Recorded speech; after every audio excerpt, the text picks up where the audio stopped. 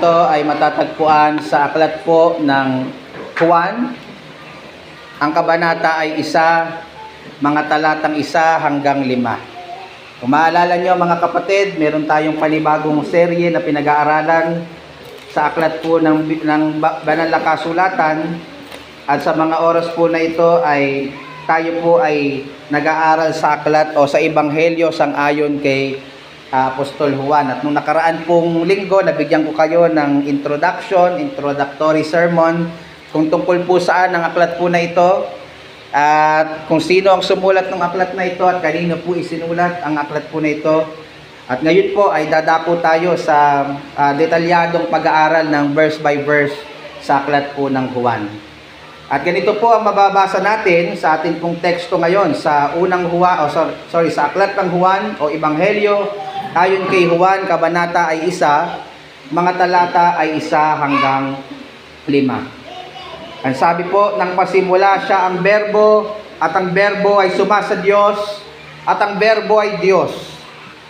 Ito rin ang pasimula ay sumasa Diyos. Ang lahat ng mga bagay ay ginawa sa pamamagitan niya, at alinman sa lahat ng ginawa ay hindi ginawa kung wala siya. Nasa kanya ang buhay, at ang buhay ay siyang ilaw ng mga tao. At ang ilaw ay lumiliwanag sa kadiliman, at ito'y hindi na pag-unawa ng kadiliman. Pagpalain mo po nawa, aming Diyos, ang iyong mga salita. Magdala ito ng kalwalhatian sa iyo, at tibay sa aming pananampalataya, sa ikararangal ng pangalan ng aming Panginoong Hesus. Amen. Ang titulo po ng ating pag-aaral ngayon, mga minamahal, ay pinamagatan ko pong Ang Logos ay Diyos. Ang Logos ay Diyos. At layunin ko po, mga kapatid, sa pangaral po na ito, na mas makilala po ninyo si Jesus bilang Diyos, upang hindi po kayo maligaw ng maraming maling aral tungkol po sa Kanya sa panahon po natin ngayon. At kung kayo po ay hindi pa nakakaranas ng kaligtasan, ay makilala niyo po siya bilang Diyos, dahil napakahalaga po nito para sa kaligtasan po ng inyong mga kaluluwa. Alam niyo po mga kapatid, napakahalaga po ng ating pinag-aaralan ngayon. Naniniwala po ba kayong napakahalaga po ng ating pinag-aaralan ngayon? Napakahalaga po. Mas mahalaga pa po ito sa pinag-aaralan ng teacher, kagaya ni Annette. Meron tayo isang teacher po dito. Pero kapatid na Annette, hindi ko sinasabing di mahalaga yun. Mahalaga yung iyong pinag-aaralan. Pero kapag pinag-uusapan yung mas mahalaga po yung ating pinag-aaralan ngayon. Kasi kapag po hindi namali lang ng aral yung teacher, ang magiging resulta lang po nun ay mga mangmang na estudyante. Halimbawa, namali ng naturo si Annette, hindi nila ikamamatay yun. Magkakaroon lang po sila ng maling kaalaman. Mas mahalaga rin po ito mga kapatid sa mga pinag-aaralan ng mga abogado para po maipanalo ang isang napakabigat na kaso. Mas mahalaga po itong pinag-aaralan natin mga kapatid kaysa po sa pag-aaral ng doktor upang maisalba po ang isang buhay. Sapagkat kung magkakamali po ang isang guro sa kanya pong pinag-aralan at naituro po ito sa kanyang mga estudyante, kagaya po ng nabanggit ko kanina, ito po ay magre-resulta lang sa mga estudyanteng mangmang o mali ang kaalaman. Kung ang abogado naman po ay magkakamali ng aral, at ang resulta lang po nito ay makukulong po yung kanyang pinagtatanggol na kliyente. At kung ang doktor naman po ay magkamali ng aral, halimbawa sa pagbubukas ng utak ng tao, ang pinaka-worst na pwedeng mangyari sa taong ito ay mamatay. Ngunit alam niyo po ba mga minamahal, mga kapatid, na kung magkakamali po tayo ng aral kung sino ang ating Panginoong Hesus, hindi lang po ikaw mamamatay pisikal. Mapapahamak po ng walang hanggan ang iyong kaluluwa sa impyerno. Nakita niyo po mga minamahal, meron pa po bang mas mahalaga roon? Meron pa po bang mas mahalaga na yung ating kaluluwa, kaisa-isang mahal na kaluluwa, mamali ka lang sa aral po na ito, ay pwedeng magdusa ng walang hanggan sa lugar na tinatawag na impyerno. At ganyan po ang makikita natin sa parehong aklat, sa Kabanatang 8, talatang 24, ang sabi ng Panginoon, I told you that you would die in your sins, for unless you believe that I am He, you will die in your sins. Pagka daw po tayo ay hindi naniwala na si Kristo ang I am, ang Yahweh na tinuturo sa aklat ng Exodo, Kabanatang 3, mamamatay daw po tayo sa ating mga kasalanan. At ang kamatayan po na yon, mga kapatid at mga minamahal, ay hindi lang po kamatayang pisikal, yun po ay kamatayang eternal sa impyerno. At isa po sa mahalagang aral, mga minamahal, na kailangan po nating matutunan at hindi tayo mamali, ay yung aral sa pagiging Diyos ng ating Panginoong Jesucristo. No wonder kung bakit iyan po ang una na binanggit ni Apostol Juan sa kanya pong ebanghelyo na pinag-aaralan po natin ngayon. Yung teksto po na pinag-aaralan po natin ngayon, mga kapatid, ay isa pong prologue o introduction ni Apostle John sa book ng yung Gospel according to John. At yung prologue o introduction po na ito ay nagsimula sa verse 1 ng chapter 1 at magtatapos po sa verse 18. At dito po makikita natin yung napakaraming mahalagang katotohanan tungkol po sa persona ng ating Panginoong Jesucristo, na siya pong nagsisilbing tema sa buong aklat po ni Apostol Juan dito po sa ebanghelyo pong ito.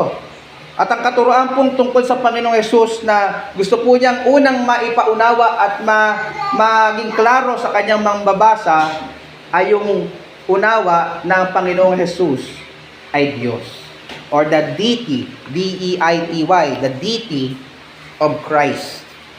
At meron po akong napansin na 4 na mahalagang katotohanan na nagpapatunay po mula sa talata na yung Kristo po na ating inaawitan kanina, yung Kristo po na ating sinasamba ngayon, ay hindi lang po isang basta tao. O hindi lang siya basta promoted angel, kamukha ng pinapaniwalaan ng mga Mormons. Ang Diyos, ang Kristo po na ating pinapaniwalaan bilang mga Kristiyano ay isa pong tunay na Diyos. At narito po ang ilang mga katotohanan iyan na nagpapatunay po sa atin pong paniniwalang iyan. Yung unang katotohanan na gusto kong makita nyo sa talata ay si Jesus ay eternal. Si Jesus ay eternal. O ang ating Panginoong Jesus, pag sinabi pong eternal, wala po siyang simula, wala po siyang katapusan. Hindi siya kamukha ni Nanay Lydia na nag-birthday October 17. Yun yung simula ng pag-iral ni Nanay Lydia. Ang Panginoong Jesus, sa usapin po ng kanyang pagka-Diyos, wala po siyang birthday. Kasi walang panahon na hindi siya ipinanganak bilang Diyos. Pero bilang tao, meron. Kaya nga tayo may Pasko. Bagamat pinagdidibatihan kung December 25 po ba talaga pinanganak ng ating Panginoong Jesus. Pero bilang Diyos, wala siyang birthday. At wala rin po siyang death anniversary.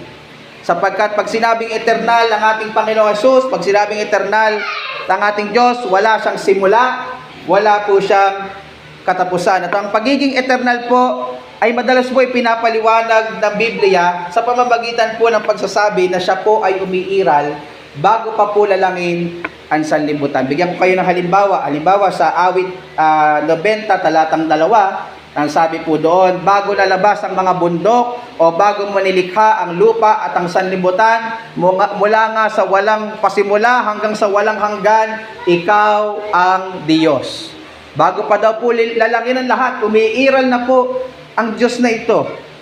At dito po makikita natin yung pagkawalang hanggan, yung pagiging walang hanggan o eternal ay isa po sa katangian ng isang Diyos. Kapag po ang isang nagpapakilala na Diyos, nagkiklaim na siya ay Diyos, ay hindi eternal, siya po ay peking Diyos. Ang isa pong katangiang hindi maitatanggi ng Diyos ay siya po ay eternal.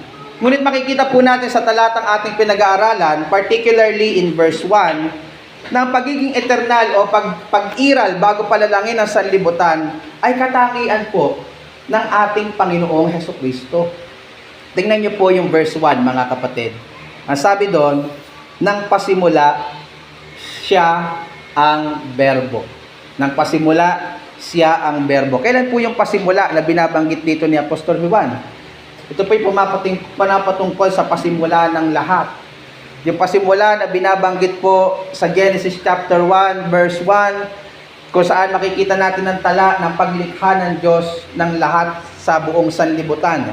Nang sabi sa Genesis chapter 1 verse 1, nang pasimula ay nilikha ng Diyos ang langit at ang lupa. Yung pasimula na binabanggit dito ni Apostol Juan sa John chapter 1 verse 1 ay ang pasimula ng paglikha ng Diyos sa lahat ng mga bagay sa universo, sapagkat makikita natin sa konteksto, mga kapatid, ng ang pagkakahawig po ng tema ng Genesis chapter 1 and John chapter 1. Kung babasahin niyo po yung John chapter 1, nandiyan po yung tema ng paglikha, nandiyan po yung tema ng liwanag, kadiliman at ang buhay, bagay na makikita rin po natin sa Genesis chapter 1. Kaya mabilis po natin maihinuhan, mga kapatid, na yung pasimula na binabanggit ni Apostol Juan sa John chapter 1 ay ang pasimula ng paglikha ng Diyos sa sanlibutan.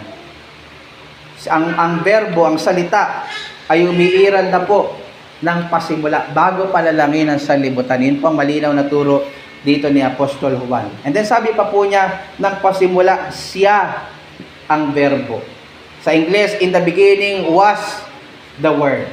Napansin niyo po yung diniin kong salita, yung verb na was. Hindi po siya present tense, ito po ay past tense. Meaning to say, pinapahiwatig dito ni Apostol Juan na bago pa po ang pasimula na binabanggit sa Genesis chapter 1 verse 1, na paglalang sa buong universo, sa lahat ng nilalang, was the Word. Umiiral na po ang salita. Nagpapakita na ang salita o ang verbo ay eternal, gaya po ng Diyos Ama. Now, sino po ang verbo na binabanggit po dito sa talata?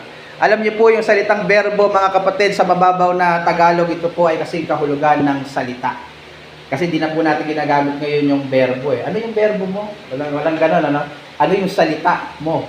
Diba? Sa talata pong ito, yung verbo, sa malalim na salin sa Biblia, ay kasing kahulugan ng salita. At kung uungkatin po natin, mga minamahal, ang pinanggalingan po ng salitang salita dito, ay magpupunta po tayo sa original nitong salita sa Griego na logos. So siguro naiintindihan nyo na ngayon kung bakit po ang pangalan ng ating simbahan ay Logos Sovereign Grace Baptist Church or Baptist Mission. Yung Logos po na yun ay nagmula dito, pertaining to our Lord Jesus Christ. Bakit po? Kasi sa konteksto nito, in chapter 1 verse 1, pinaliwanag ni Apostle John kung sino po yung Logos na ito, kung sino po ang salita na ito, kung sino po ang verbo na ito. Ang sabi sa verse 14, at nagkatawang tao ang verbo at tumahan sa gitna natin at nakita namin ang kanyang kalwalhatian gaya ng bugtong ng Ama na puspos ng biyaya at katotohanan. Mas malinaw po yung salin na sa pagkakasalin sa ang salita ng Diyos translation. Ang sabi doon, and I quote, nagkatawang tao ang salita at namuhay na kasama natin. Nakita namin ang kadakilaan niya bilang kaisa-isang anak ng Ama.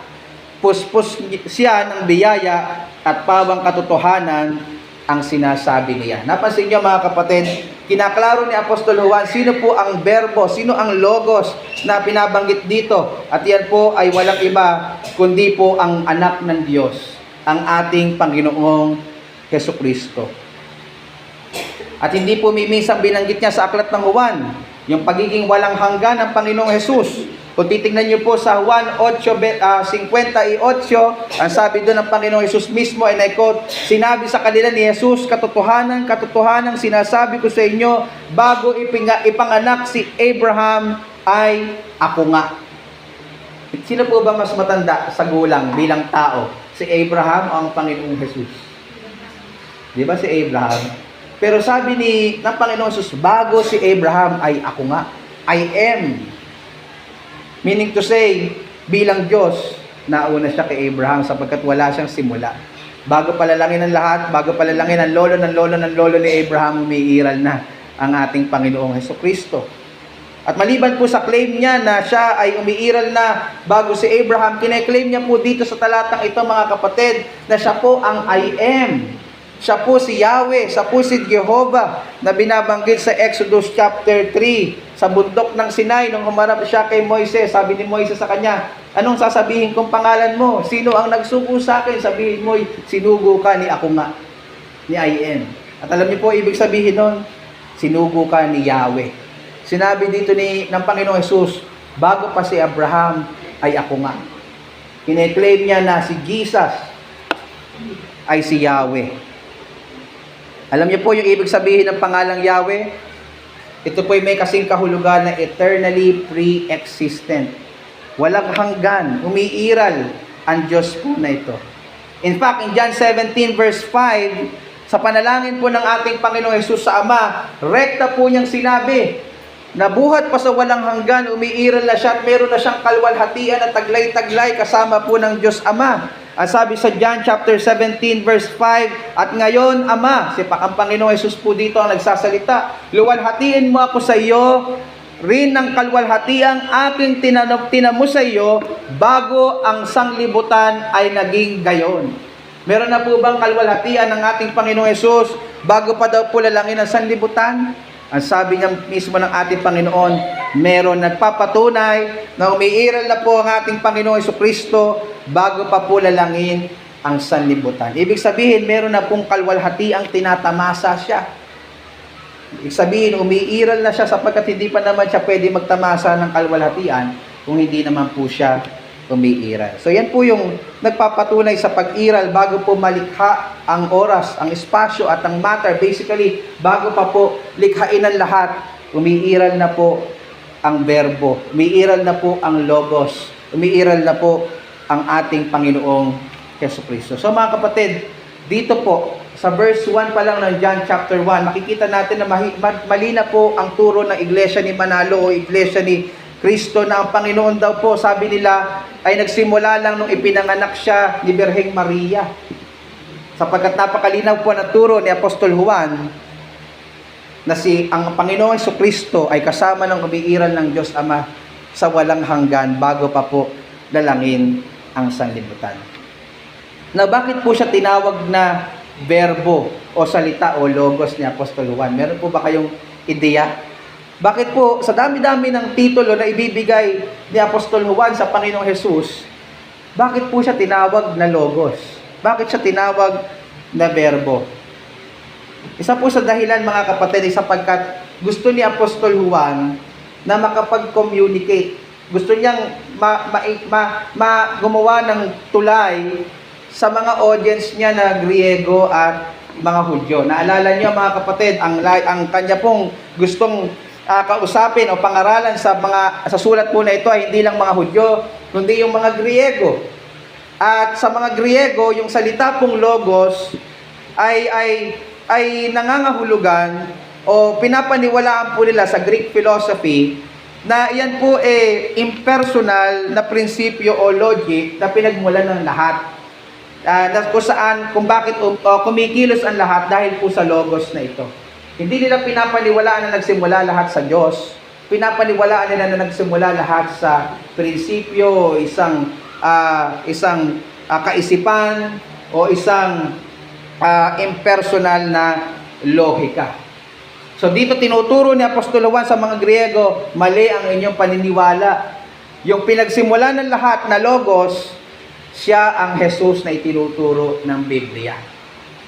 And then para naman po sa mga Hudyo, yung salita o yung logos ay kumakatawan po sa kapangyarihan at kapahayagan ng Diyos. Maalala nyo sa Genesis chapter 1, nung lumikha po ang Diyos, paano po siya lumikha?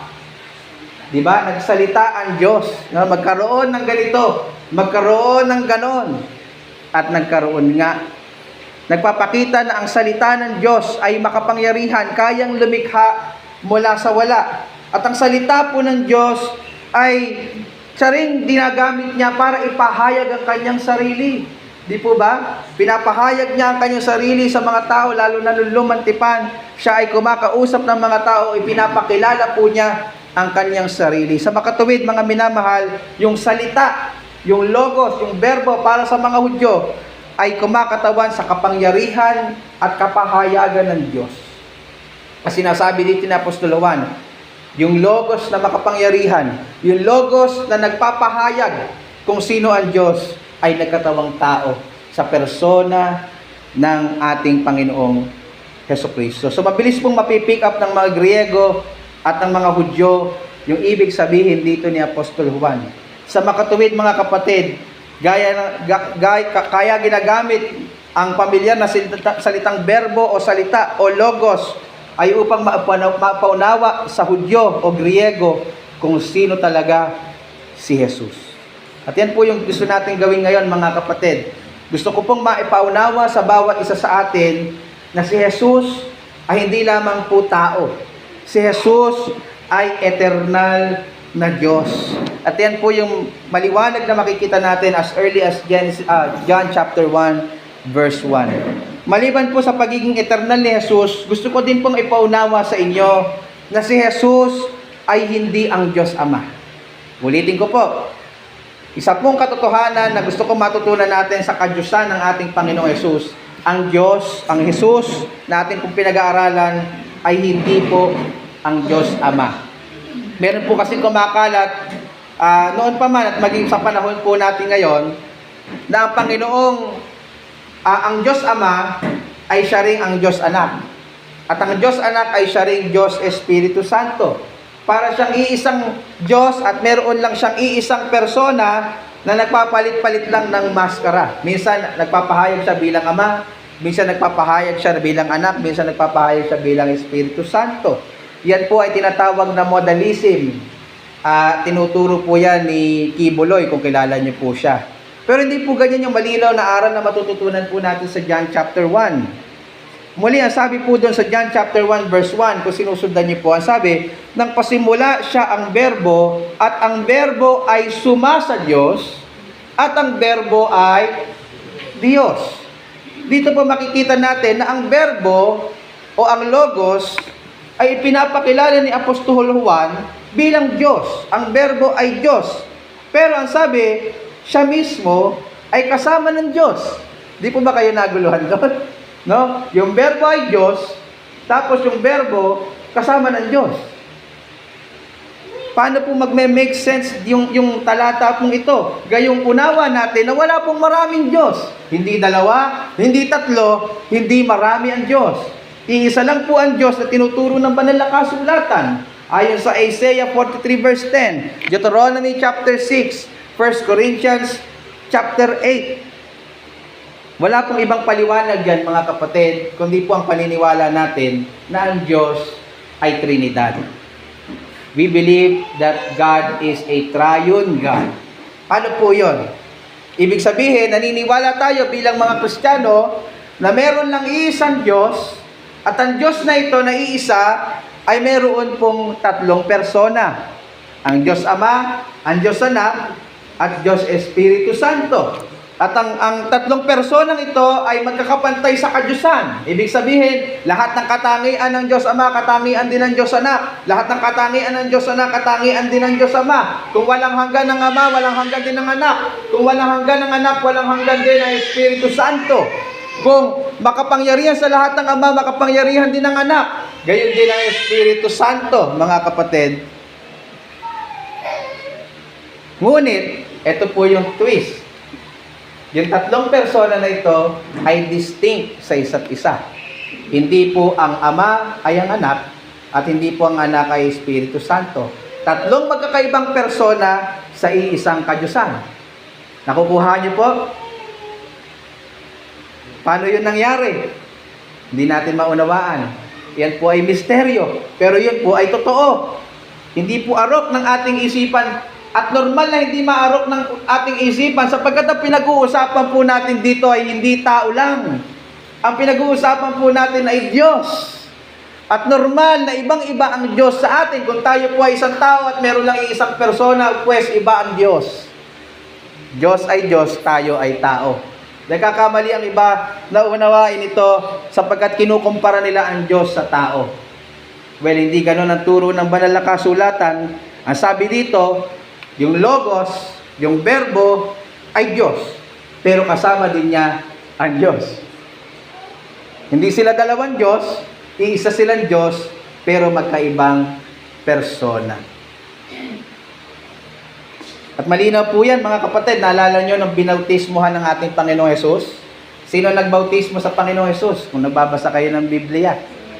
Si Juan Bautista, hindi po ba sa Mateo 3:16 hanggang 17? Ano nangyari nung binautismuhan ng ating Panginoong Hesus? May bumabang Espiritu Santo, saan yung kalapate? Di po ba? Tapos, pagtapos nung bumaba yung Espiritu Santo saan yung kalapate kay Jesus, ano nangyari? Merong tinig. At ang sabi ng tinig, ito ang minamahal kong anak na lubos kong kinalulugdan. Nakita niyo po yung tatlong persona sa isang pangyayari yun. Sino ang binabautismuhan? Yung Diyos Anak. Sino ang bumaba? Yung Diyos Espiritu Santo. Kaninong tinig ang narinig? Sa Diyos Ama. Yung mga modalista o yung naniniwala na iisang Diyos, iisa lamang ang persona, nagpapalit-palit ng mukha, hindi nila kayang ipaliwanag yun. Paano yun nangyari? Na sa iisang pangyayari, may tatlong persona na makikita tayo. Sa Matthew 28 verse 19, yung kilala pong talata na tinatawag na Great Commission, kung saan sinugo po ng Panginoong Hesus ang kanyang mga alagad. Ang sabi po doon sa Matthew 28 verse 19, kaya puntahan ninyo ang lahat ng mga lahi at gawin silang mga tagasunod ko, bautismuhan ninyo sila sa pangalan, singular. Hindi sinabing sa mga pangalan. Kasi nyo, sa pangalan ng Ama at ng Anak at ng banal na Espiritu. Bakit po gayon? Sa pangalan, sapagkat iisa lang ang Diyos.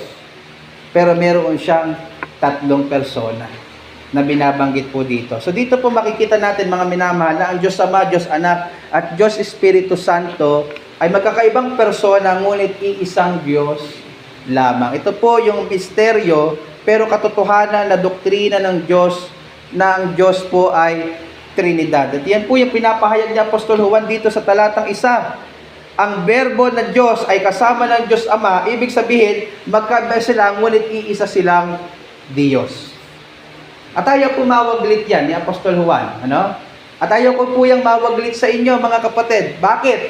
Kapag hindi nyo pinaniwalaan na ang Diyos ay Trinidad, sumasamba po kayo sa Diyos-Diyosan. O, teka lang po, Pastor, wala naman po tayong rebulto, Ba't po kami sasamba sa Diyos-Diyosan? Alam niyo po ba mga minamahal, ang pagsamba po sa Diyos-Diyosan, hindi lang po pagsamba sa rebulto. Kapag po mali ang ating pong pagkakakilala sa Diyos na ating sinasamba, sumasamba tayo sa Diyos-Diyosan. Alam niyo po ba yon? At ang tunay lang na Diyos na dapat nating sinasamba ay ang Diyos na itinuturo ng Biblia. At ang Diyos na itinuturo ng Biblia ay ang Diyos na Trinidad. Diyos na Trinidad. Ayaw po yan mawaglit niya Apostol Juan. Kaya sa verse 2, ayan, move on na tayo ng verse. Ano? After na mahabang panahon. Sa verse 2, John chapter 1 verse 2, inulit po niya. Sabi, ito rin ang berbo, ang logos, nang pasimulay sumasa Diyos. Inulit po niya yung sinabi niya sa verse 1. Ayaw niya, baka ma-miss ninyo yung punto ko. Yung logos, yung berbo ay Diyos, pero siya ay distinct, kaiba sa Ama. Siya ay eternal na anak ng Diyos. So, yan po yung pangalawang katotohanan. Ang Diyos po ay iba, ang Panginoong Hesus po ay iba sa Ama. Hindi po siya ang Ama, hindi siya ang Espiritu. Siya ay distinct na persona ng iisang Diyos. Pangatlong katotohanan tungkol sa anak ng Diyos na gusto ko pong matutunan ninyo ay si Jesus ay ang manlilikha. Si Jesus ay ang manlilikha. Ang pagiging manlilikha, mga minamahal, ay isa pong hindi maiiwasan at hindi maitatangging katangian ng isang Diyos. Dito po naiiba ang Diyos ng sanlibutan sa Diyos-Diyosan. Dito po naiiba ang tunay na Diyos sa Diyos-Diyosan ng sanlibutan. Bakit? Kung maalala nyo sa Jeremiah chapter 10, verses 11 to 12, isa po sa argumento na ginamit ni Propeta Jeremias para patunayan na ang Diyos na kanyang ipinangangaral ay ang tunay na Diyos at ang Diyos na pinapaniwalaan ng sanlibutan ay peking Diyos, ay ang ginamit niyang argumento ay ang paglikha. Yung Diyos niyo wika, hindi lumilikha. Ang Diyos na aking pinapangaral ay manlilikha. Sabi sa Jeremias 10:11 hanggang 12, sabihin ninyo sa mga sumasamba sa ibang mga Diyos. Ang inyong mga Diyos na hindi lumikha ng langit at ng lupa ay mawawala sa mundo. Pero ang Diyos ang lumikha ng langit at lupa sa pamamagitan ng kapangyarihan at karunungan niya.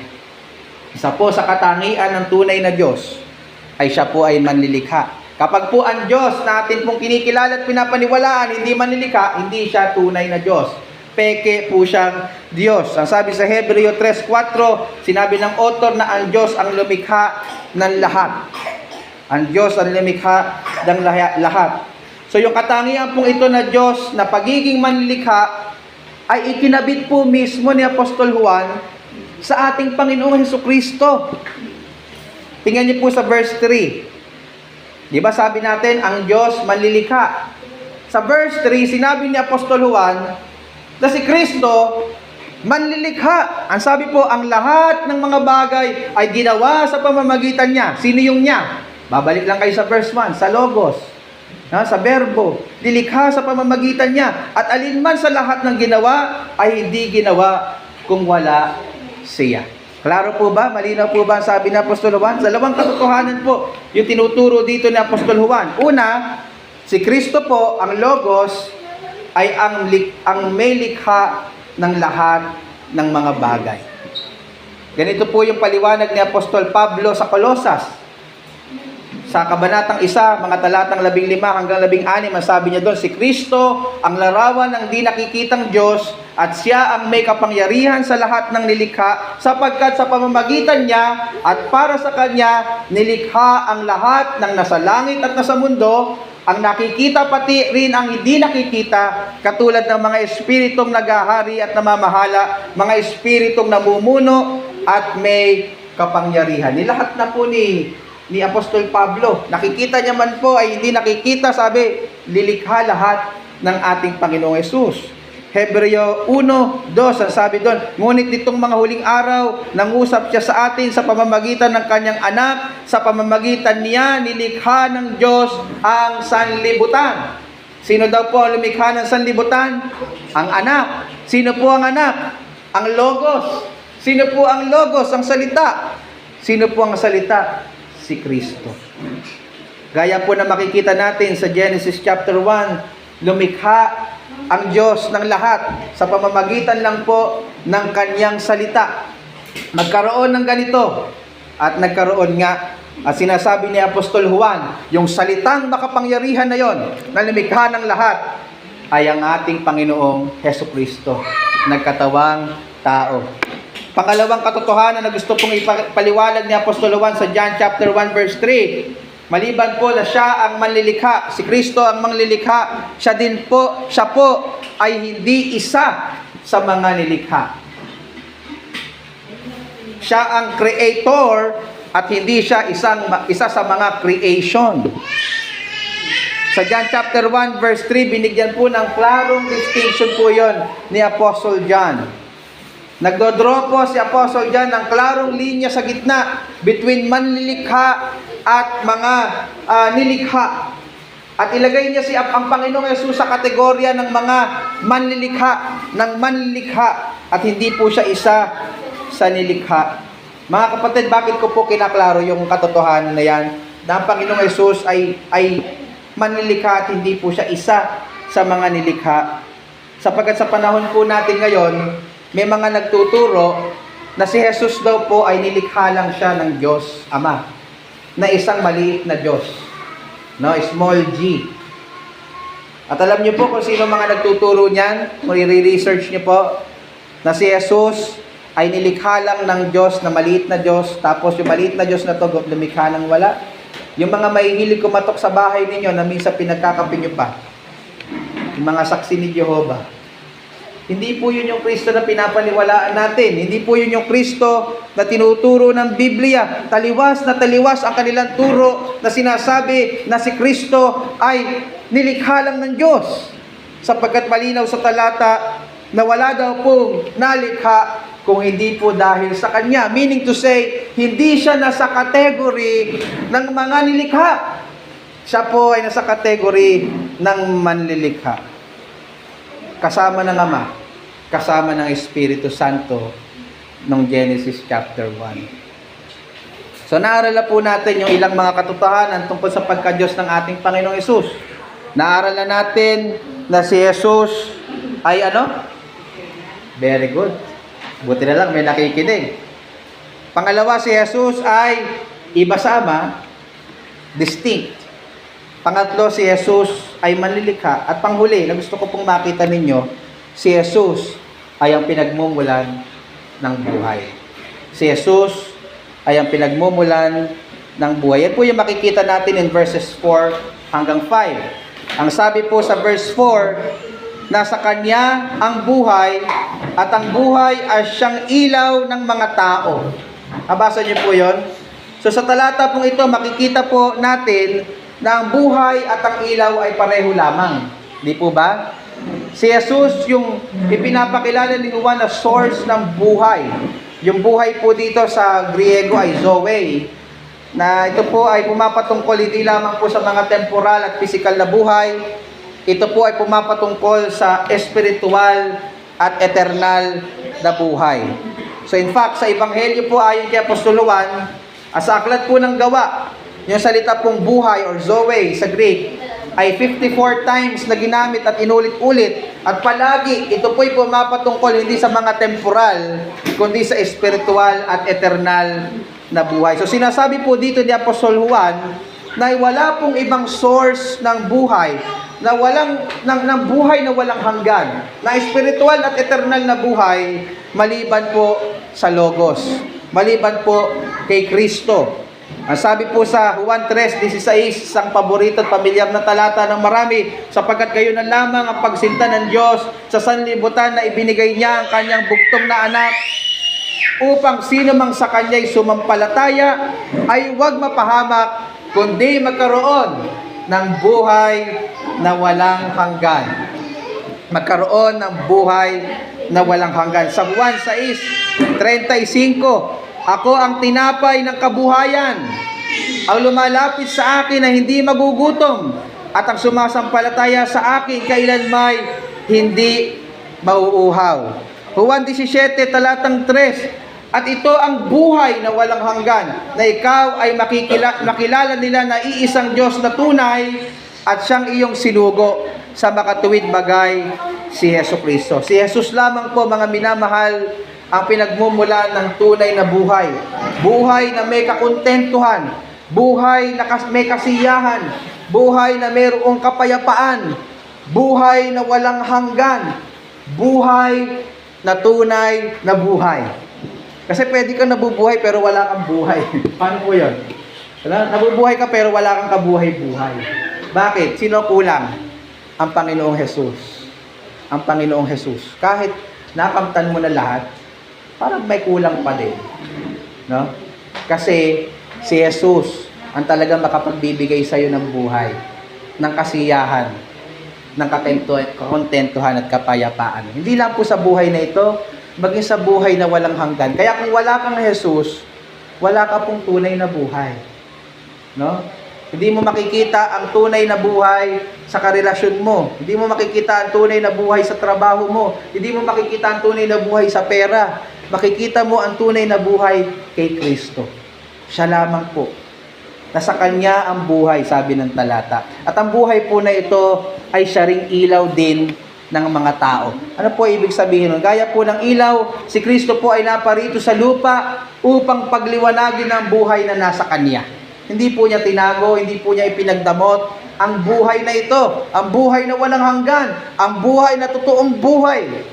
Pumunta siya rito para ipakita sa mga tao, lumapit kayo sa akin, ako ang ilaw, at magkaroon kayo ng buhay sa pamamagitan ng pananampalataya sa akin. Ang ilaw po ay kumakatawan sa katotohanan in kontra sa kasinungalingan ng kadiliman. Ang ilaw po ay kumakatawan sa kabanalan in kontra sa kasamaan ng kadiliman. Ang ilaw po ay kumakatawan sa anak ng Diyos in kontra sa kalaban ng Diyos na si Satanas. Ipinapahayag po ni Kristo ang katotohanan, ang kabanalan ng ang Diyos, upang sa pamamagitan po nito makita po ng mga makasalanang tao ang buhay na ganap at walang hanggan. Ngunit ang malungkot, mga minamahal, na nangyari nung nagkatawan tao ang Panginoong Hesus, At nangyayari pa rin po sa panahon po natin ngayon.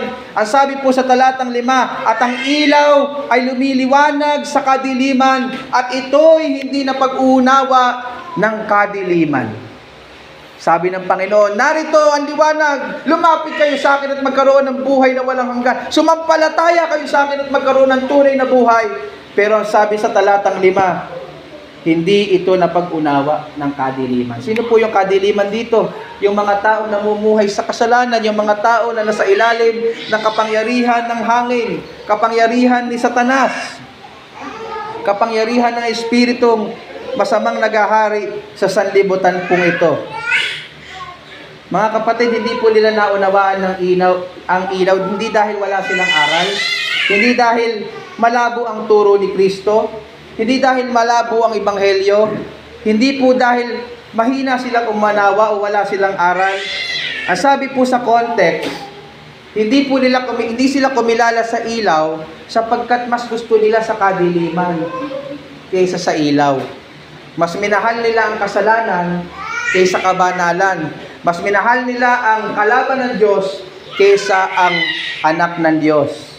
Ang sabi sa 1:19, at ito ang kahatulan na naparito ang ilaw sa sanlibutan, si Kristo, at inibig pa ng mga tao ang kadiliman kaysa ilaw, sapagkat masama ang kanilang mga gawa. Ayaw po lumapit ng mga tao sa ilaw, sapagkat pag lumapit sila sa ilaw, ma-expose yung kanilang masasamang gawa na mahal nilang ginagawa. Ngunit ang tinatalikuran nila sa hindi nila paglapit sa ilaw ay ang kapatawaran at paglilinis ng Diyos at ang buhay na walang hanggan. Ayaw ng mga tao lumapit at kilalanin ang ilaw na naki Kristo dahil mas gusto po nilang mamuhay sa kadiliman. Mas gusto po nilang magpakasasa ng panandalian pero ang dulo ay kapahamakan kaysa lumapit sa ilaw ng Diyos at makaranas ng buhay na walang hanggan sa langit. Mas gusto po ng tao ang panandaliang kaligayahan kaysa sa kaligayahang pangmatagalan. Mas gusto po ng tao ang temporal blessings kaysa eternal blessings na ibinibigay ni Kristo. Gusto niyo po ng patunay? Tingnan niyo po yung nasa paligid ninyo ngayon. Subukan mong mag-anyaya na kapag pumunta ka dito, meron kang 10 kilong bigas na iuuwi. Aba, baka hanggang labas puno tayo. Ano po? Subukan mo pupunta dito ang tumatakbong si Kapitan at bibigyan niya kayo ng tag-1,000 piso. Ganun po ba bigayan ngayon? Hindi ko kasi alam eh. Di ba? Baka yung caucus, di ba mas marami pa sa atin kagabi nung sinugod ko yung hipag kong si Sheila kasi kala namin manganganak na. Nadaanan kaming caucus, napakaraming tao. Sabi ko, sana ganito sa church namin. Pero try mo, oy, punta kayo sa church, mangangaral kami ng ebanghelyo. Mga bagay na may kinalaman sa pangwalang hanggan, mga bagay na espiritual. Mangangaral kami tungkol sa ilaw ng sanlibutan. Mangangaral kami tungkol kay Kristo. Ilan kaya ang pupunta? Salamat na lang mga kapatid at nariyan kayo. Ibig sabihin, gusto ninyo ng ilaw. Gusto ninyo si Kristo. Gusto niyo ng tunay na buhay. How about ikaw kapatid? Aray, matatapos na. Isa ka ba sa taong gustong lumapit sa liwanag? O kagaya ka rin po ng sanlibutan na gusto sa kadiliman at isang araw mapapahamak? At ang dulo ay puot, hatol at kapahamakang walang hanggan. Ang panalangin ko kapatid, sana habang naririnig niyo yung mga katotohanan ito, na si Kristo ay Diyos na nagkatawang tao upang magsilbing ilaw sa atin, upang maranasan natin ang tunay na buhay, upang maranasan natin ang buhay na walang hanggan. Sana isa ka sa taong naliliwanagan at lumalapit sa liwanag na ito. Kikilalanin siya bilang eternal, distinct sa Ama, manlilikha at tunay na buhay. Sapagkat kung hindi, mga minamahal, meron pong naghihintay na kapahamakan sa mga taong hindi kumikilala kay Jesus. Sabi ulit ng binasa kong talata kanina, Juan 8:24, malibang kayo'y magsisampalataya na ako nga ang Kristo, ay mga mamatay kayo sa inyong mga kasalanan. Kung hindi mo siya kikilalanin bilang Diyos na si Yahweh, may maghihintay po sa iyong kapahamakan na walang hanggan. Mga kapatid, nawa po yung aral po na ito tungkol sa pagka-Diyos ni Kristo ay makatulong po sa atin upang madala po tayo sa sa maliwanag na aral na si Kristo lamang po ay Diyos na tangi po nating tagapagligtas. At wag po tayong madala ng mga maling aral na nagkalat sa panahon po natin ngayon. Mga kapatid, hindi po porket nakabarong at nakapolo, hindi po porket napapanood natin sa TV, hindi po porket may magandang kapilya, hindi po porket magaling magpatawa ang pastor, hindi po porket mukhang mayaman ang kanilang simbahan, totoo na ang Kristo na naroon. Mga kapatid, malalaman natin kung totoo ang Kristo sa liwanag ng kanyang kasulatan. At nakita niyo po, narinig niyo na si Kristo ay hindi lang basta Diyos, hindi lang basta tao, hindi lang siya basta nilikha, siya ay tunay na Diyos.